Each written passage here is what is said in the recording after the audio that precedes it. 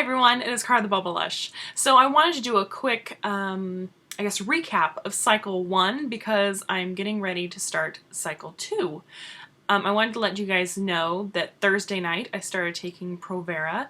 I wanted to give myself plenty of time just in case I magically ovulated late. My reproductive endocrinologist suggested that I wait until cycle day 35, and I think I was around there somewhere.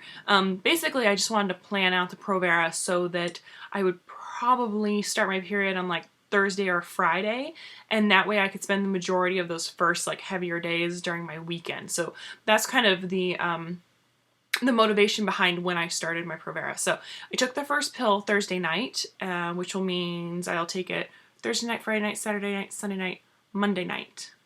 So then probably a couple days of withdrawal, and then next week I should start posting cycle 2 videos, which is very, very exciting. For those of you that didn't follow along last year, back in December, during my first medicated cycle, I just wanted to give you a quick little recap and invite you to follow along with this cycle. I'll do somewhat daily vlogs over on DailyLush. It's a different channel, and I put them over there because they're a little TMI. You guys might not want to hear the play-by-play, but for those of you that are currently trying to conceive, I talk about symptoms and my thoughts and feelings, and so it might help you just to kind of know that you're not alone. You are not the only one that feels that way. So I also want to have a really good record of my reaction to the medication, and if I do happen to conceive, it would just be awesome to kind of like have it captured from the very beginning. So last cycle, I took Provera to induce a period because I had kind of breakthrough bleeding all summer long due to kind of extended breastfeeding, low progesterone levels, and I guess what had happened was I had built up such a layer in my such an endometrial layer that it was no longer able to support itself, so I was just shedding those top layers every day, which is really kind of gross to think about. So I took Provera to rapidly increase my progesterone level, and then I was able to withdraw from the progesterone and have a real, honest-to-goodness spring cleaning of my uterus bleed. So that's kick-started cycle 1 of trying to conceive baby number 2. I took 7.5 milligrams of Femara, which is 3 pills. You take them once a day, of Femara, cycle day 3, 4, 5, 6, and 7. Then, because of Christmas, I went in for a mid-cycle scan on cycle day 13.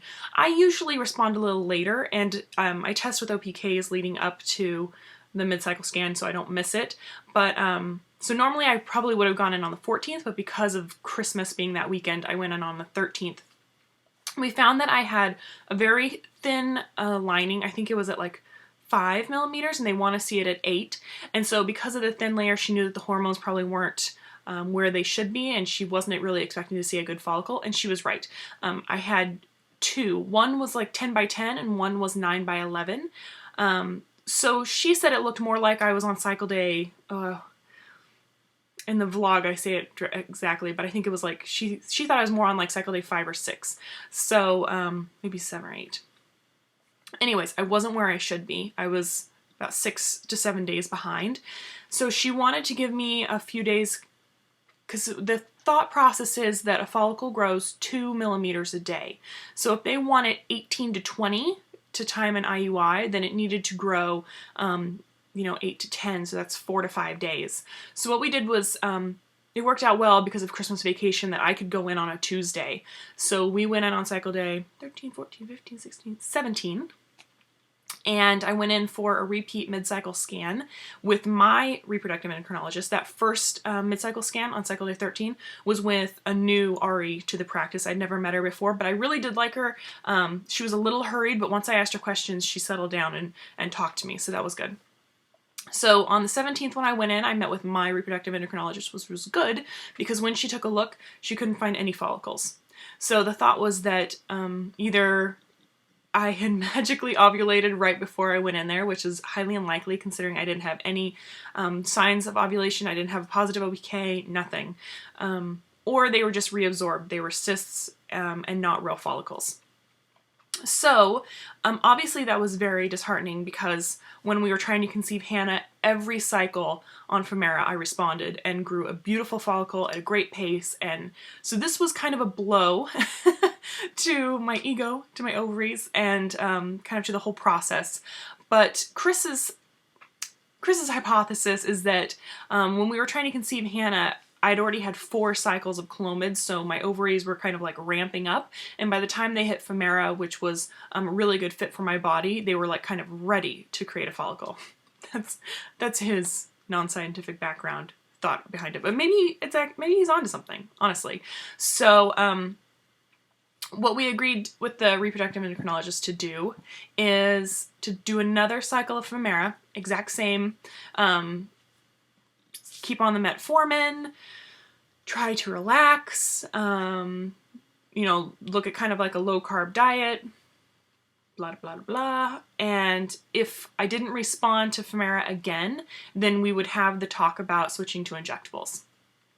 So if you're interested in the cost of an injectable cycle, I did a whole blog post where I broke down all the costs before insurance was involved. I did that because that was back in December and our insurance switched over in January, so the coverage was slightly different, so I didn't know what the after insurance cost was going to be, but it was pretty breathtaking, the expense of an injectable cycle if you don't happen to have infertility coverage, which we do. So somewhat. So anyways, I'll put that link below to the blog entry if you're interested in injectable cycles. And since cycle 1 was kind of a bust, not even kind of, it was a total bust, I am excited to start cycle 2, and hopefully my ovaries will know what to do and they'll get it right this time. So I invite you to come along. Look for it in about a week. I'll start posting cycle 2 videos over on DailyLush, and I'll include a link to the new channel down below. I will talk to you guys later, and thank you so much for following along, and baby dust to everyone and me. Talk to you later.